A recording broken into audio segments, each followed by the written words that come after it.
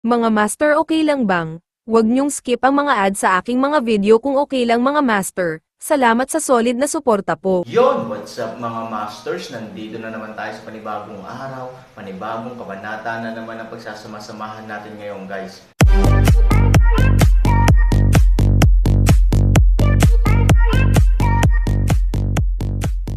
Bali mga masters, kung bago ka pa lang po sa aking YouTube channel, please click the subscribe button, lalong-lalo na po yung notification bell guys, para maging connected pa rin tayo sa isa't isa at maging updated kayo sa mga susunod ko pang video.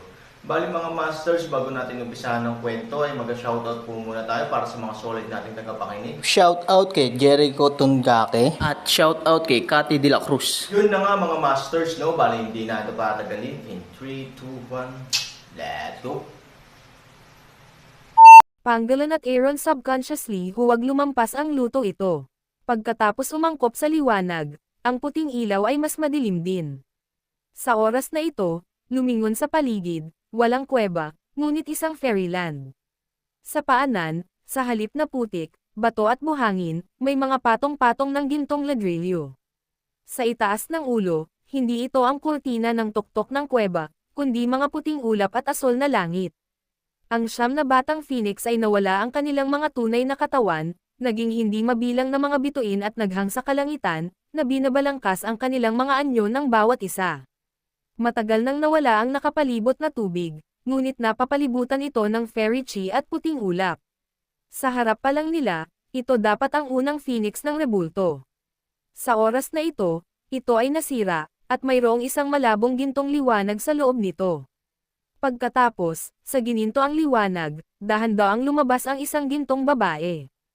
Nagniningning ang kanyang buong katawan na parang gintong damit at bulaklak. Ito ay hindi mailarawan, ngunit napakakapansin-pansin. Ang mundo ay nagbago sa loob ng 10,000 at libu-libong taon. Sa pagitan ng mga pagbabago ng mga bituin at ang muling pagkakatawang tao ng lahat ng bagay, hindi ko alam kung ilang taon na ito, lalo pa kung ilang taglagas ito, ikaw lang ang makakahanap ng tubig, buwan at kuwebo ko dito. Ikaw lang ang makakasira sa 9 kong phoenix. Aaron ang pangalan mo, di ba? Ngumiti siya ng malumanay. Puting mukha, perpektong tampok ng mukha, parehong kakaibang ugali at kagandahan, halos hindi ka panipaniwala. Umagos lahat ng laway ng pangolin. Sa oras na ito, siya ay kinaladkad ni Hansani. Sa pagmamadali, sinundan niya si Hansani at lumuhad sa lupa. Ito ay Aaron. Nakita ko ang matanda, nakita ko na, walang pusong magsalita si pangolin. Napatitig siya sa gintong dilag sa buong mata, ngunit bigla niyang nalaman na biglang bamuka ang dagwang bibig ng gintong dilag. Ang kanyang hitsura ay kakilakilabot, at ang mga paninda ay nanginig sa isang iglap. Ngunit kapag tumingin ka muli, walang halimaw. Ang gininto ang kagandahan pa rin ang pinakamaganda sa mundo. Gayunpaman, pagkatapos ng talentong ito, ang mga kalakal ay hindi nang ahas na titigan ito sa lahat ng oras. Magandang pangalan, she smiled gently, pero bakit alam mong sa akin galing ang palakpakan, hindi sa iba? Dahil hindi ko pa nati-trigger ang selyo ng lupa, sabi ni Aaron. Malumanay na ngumiti ang gintong dilag. Parang hindi naman kakaiba. Tumingin lang siya kay Aaron at hinintay siya sa ibaba. Si Jin Feng ay nagkatawang tao at pinasa ito sa ugat. Hindi naman nakakagulat na hindi ito lumitaw, di ba? Sa madaling salita, siya dapat ang taong nanguna sa akin. Natural, dapat kilalanin niya ako, sa makatuwid, dapat mayroong 8 fang. Sabi ni Aaron. Tumanggaw siya at ngumiti. Pagkatapos makapasok sa kuweba, ang 9 na phoenix ay naging isang virtual na anino at tumayo sa tuktok ng kuweba, ngunit bago iyon, may sumigaw. Ang sigaw ay napakaganda, ngunit ang sitwasyon ay magulo sa oras na iyon, at wala akong pakialam, ngunit pagkatapos makipag-ugnay sa ibang phoenix, nalaman kong iba ang boses nila sa orihinal na boses. Naghinala ako nang marinig ko ang pinakamagandang tunog ng biming sa 9 na phoenix. Ang pinakamahalagang bagay ay ang selyo ng lupa sa aking katawan ay matrigger ng swerte, ngunit ito ay kakaiba na hindi ko na-trigger ang selyo pagkatapos makipaglaro sa kanila ng napakatagal. That made me very sure that the sound was made by biming, so I had a bold idea later. What do you think? Malumanay na ngumiti ang Golden Beauty. A fairyland or a dream? Aaron said. Only sa Fairyland maaari bang ang swerte ng Aaron ay isang hypothesis lamang, at natural na hindi ito mag-trigger ng selyo ng lupa.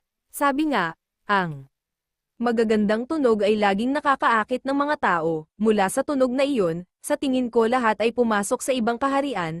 Tama ba? Dahil doon, tumingin si Aaron sa kanyang kanang braso, naganap na nabugbog sa balat at laman. Sa oras na ito, walang peklat sa kanyang kanang braso, ngunit ito ay kasing sariwa, ngunit ito lamang ang pinakatahimik na katibayan ng Aaron sa oras na ito. Ang gininto ang kagandahan ay malumanay ng umiti. Pagod na akong magmamasid ng mabuti. You little man, I really like it more and more. You guessed right. Ang ganda ng tunog ng 100 kanta, lahat ay maaaring malasing sa tunog nito. Pagkarinig nito, ang pangolin ay nananatili pa rin sa kinaroroonan nito at naiintindihan ito. Ngunit, alam mo ba kung bakit ko ginagawa ito? Mga master, okay lang bang? Huwag niyong skip ang mga ads sa aking mga video kung okay lang mga master. Salamat sa solid na suporta po. Umiling si Aaron at magalang na sinabing, Aaron ay huwag manghula. Ngumiti ang gintong dilag at bamulong, lahat ay para sa iyo, para sa akin. Sumimangot si Aaron. Kung lahat ng ito ay pag-ibig, mangyaring gawin akong peklat ng buo.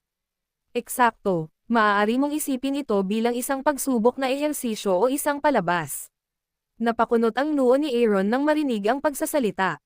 Kung ito ay isang palabas, natural na alam ni Aaron na, pagkatapos ng lahat, naramdaman niya ang kapangyarihan ng siyam na malalakas na sisiw sa loob nito, ngunit kung ito ay isang pagsubok na ehersisyo, hindi naiintindihan ng Aaron.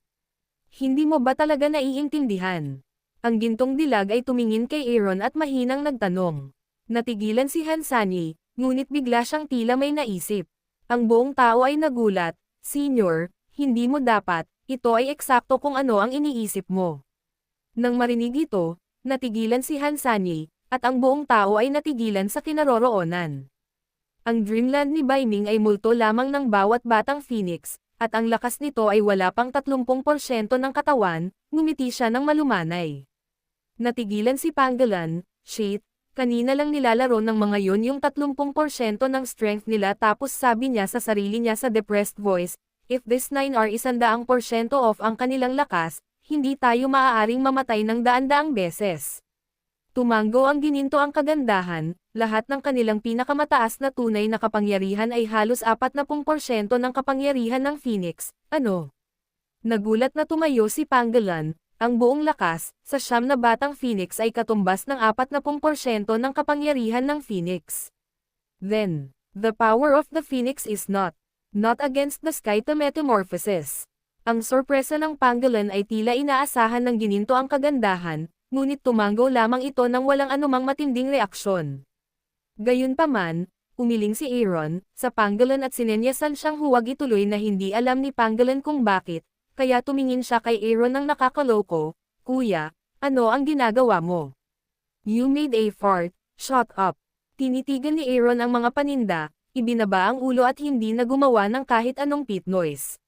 You have the blood of the magic dragon and the basic power of chaos. Kung mayroon kang kapangyarihan ng Phoenix, bakit mag-alala tungkol sa isang panaginip?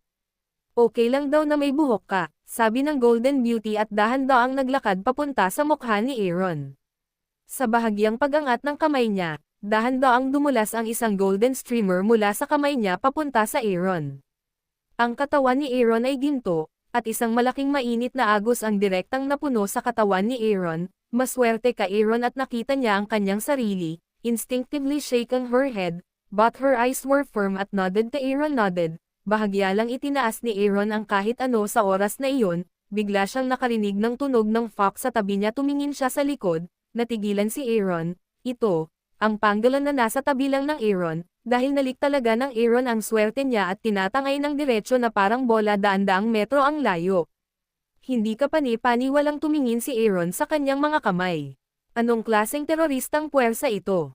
Napakasimpleng swerte lang pala niya. Nagkaroon ng ilang walang malay na pagtagas sa pagitan ng chi at mga meridian, ngunit maaari siyang makagawa ng napakalakas na presyon. Dapat mong malaman na ang Pangolin ay hindi isang ordinaryong mortal, ngunit isang makapangyarihang eksperto sa mundo ng paglilinang. Paano? Paano ako magiging tanga na tumalbog ako mag-isa? Kung sinuntok niya ang sarili niya, hindi siya mapapalo sa sarsa ng karne. Mag-isip ng 10 milyong beses, mas mabuting subukan, ngumiti ang gininto ang dilag, at saka muling ginalaw ang kanyang kamay.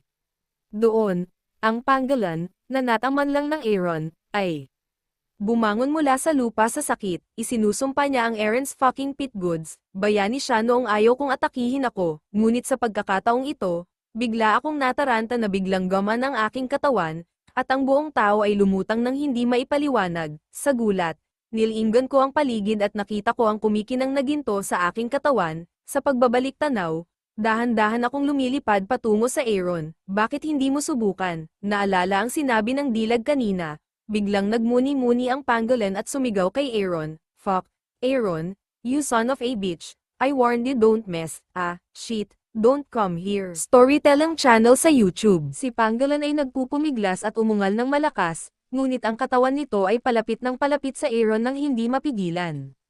Damn it, no, wag kang pumunta dito. Ang pangolin ay malapit ng umiyak, ngunit ang kalahati ng sigaw ay tila mali, kaya't mabilis niyang binago ang kanyang bibig. Hindi, ayaw kong pumunta doon. Sa pagtingin sa hitsura ng pangolin na namamatay, si Aaron ay nakaramdam ng katawa-tawa at nakaramdam ng kaunting awa para sa kanya. Tiningnan niya ang gininto ang kagandahan, at umiling si Aaron. Ang kahulugan ay napakalinaw. Hindi angkop na subukan ang iyong mga kaibigan. Makatiyak kang susubukan, natural na alam ng Golden Beauty ang mga pagdududa ni Aaron at ngumiti. Sa pagtingin sa kumpiyansa at kawalang interes sa kanyang mga mata, naniwala si Aaron na dahil nang ahas siyang hayaan ang kanyang sarili na subukan, dapat ay mayroon siyang sariling paraan. Bukod dito, ang pangolin ay mayroon ding gintong ilaw sa kanya sa oras na ito, na dapat protektahan. Sa pag-iisip nito, tumanggaw si Aaron. Ang swerte lamang ay maaaring maging napakabangis. Sa katunayan, si Aaron mismo ay napaka-curious. Kung gagawin niya ang kanyang makakaya, anong kapangyarihan ang mayroon siya? Bahagya niyang itinanam sa kanyang kamao ang katotohanan. Sa pagtingin sa pangolin na umiiling sa oras na ito, hindi pa rin nakatiis ang Aaron. Natanggap niya ang halos 50% ng kanyang lakas, at pagkatapos ay sumugod siya patungo sa pangolin.